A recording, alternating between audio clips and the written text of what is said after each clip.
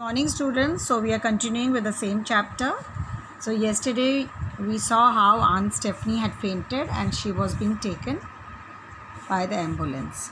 The next day was Sunday. In the attic, the meeting place of the five chums. Those five chums, they used to meet at the top of a building just below the roof. There's a space where they used to meet and the children lounged around. "What do you think has happened to her?" said Nishat. "She might have just received some bad news, like losing all her savings," said Arya. "Or a friend," said Nishat. "Her life," said Basanti quietly.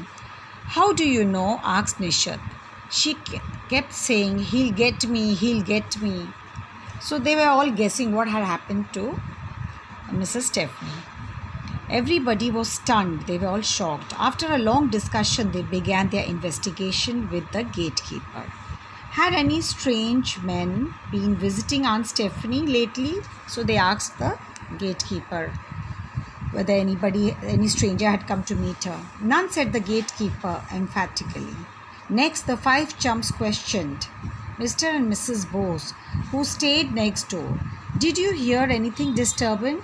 Next, they inquired from the neighbors.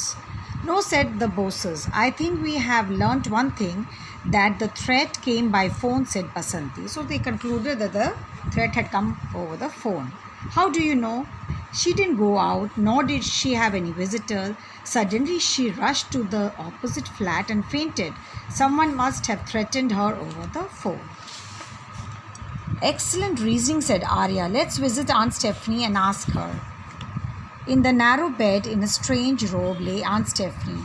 There were dark circles under her eyes. "Auntie," asked Bill in a gentle voice, "are you worried about something?" Large tears rolled down her cheeks. "Someone," she sobbed, "is watching me all the time. He says he will kill me. Oh, I'm so scared."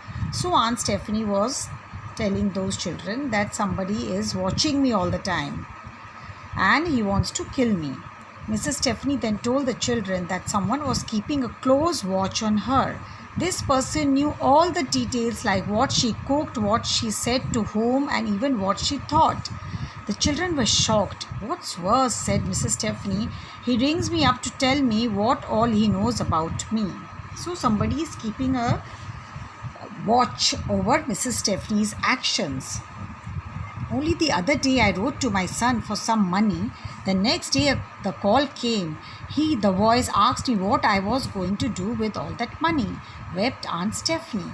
"Perhaps someone is reading your mail," Noddy put in.